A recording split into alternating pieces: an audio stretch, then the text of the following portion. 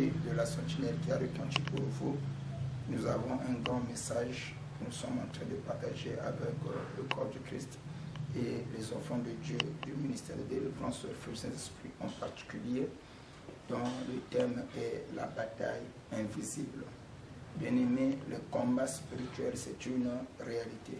Alors, il y en a certains qui pensent que le fait d'avoir accepté Christ dans la vie, le fait de fréquenter l'église, et cela a exclu les combats dans leur vie.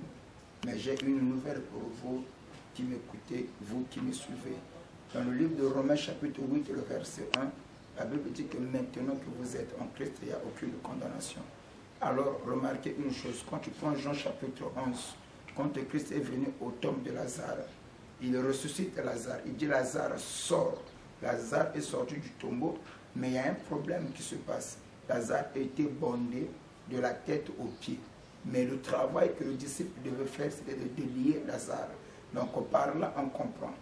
Le salut, c'est la fête de Dieu et Dieu seul.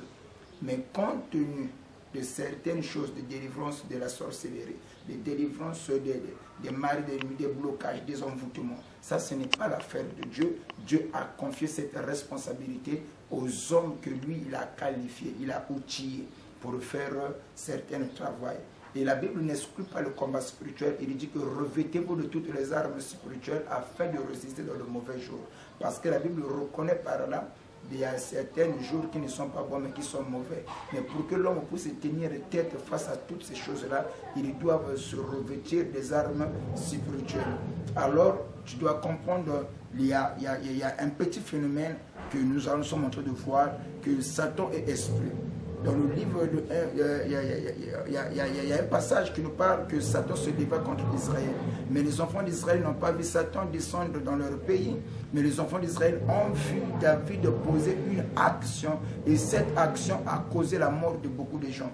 Alors, la Bible, cependant, quand la Bible prend le livre, je crois, de 1 Samuel chapitre 23, où on parle que Satan se leva contre Israël et Satan excita David de faire le dénombrement des enfants d'Israël.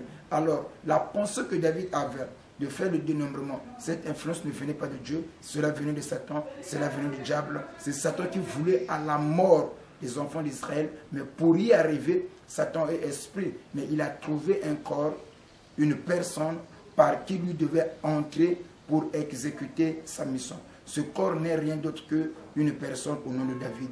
Mais ce qui m'a étonné dans cette histoire, David c'était un homme appelé par Dieu, un homme choisi par Dieu, un homme qui écoutait Dieu. Mais c'est cet homme-là que Satan va utiliser.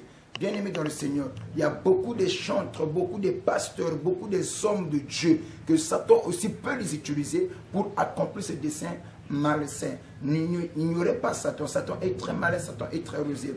Et regardez un petit détail encore que j'aimerais encore apporter aux enfants de Dieu. Écoutez, dans le cercle de Jésus-Christ, il y avait les 12. Mais Christ dit que n'est-ce pas moi qui vous ai choisi, mais l'un de vous est un démon. Satan s'est infiltré même au sein même du cœur de Jésus-Christ. Et alors, dites-moi, un jour, Christ marchait avec les disciples, il dit à Pierre, Pierre, Satan t'a réclamé. Et plus loin, il dit encore à Pierre, Pierre, arrête de moi, Satan. Il ne dit pas, Pierre, arrête de moi, il dit, Satan, arrête de moi. Donc Pierre, est-ce que Pierre était Satan? Mais l'esprit qui animait Pierre en son moment, ce n'était pas l'esprit de Dieu, mais plutôt l'esprit maléfique. Si j'ai pris tous ces éléments-là pour vous montrer, Satan est esprit. Un esprit est incorporel, mais l'esprit, pour manifester sa puissance, pour manifester sa gloire, il utilise les corps. Le corps que Satan peut utiliser peut être toi, peut être un pasteur, peut être quelqu'un qui chante, peut être quelqu'un qui, soit disons, qui avait reçu l'onction, mais à un certain moment donné, Satan aussi peut l'utiliser. Voilà pourquoi, bien-aimés dans le Seigneur, je vous invite à suivre massivement ce message sur la bataille spirituelle. En réalité, notre ennemi commun que nous avons tous, ce n'est pas notre frère, ce n'est pas notre soeur, mais plutôt c'est le diable. Mais le diable étant l'esprit, il utilise les corps, il utilise des gens pour accomplir ses desseins malsains. Venez suivre l'intégralité de ce message. Je crois, le Dieu Tout-Puissant vous bénira certainement. Alors, il y a combien de gens qui ne veulent plus partir à l'église? Parce qu'ils ont été déçus par les hommes de Dieu. Ils ont été déçus par les frères en Christ. Ils ont été déçus par les sœurs en Christ. Ils ont été déçus par les prophètes.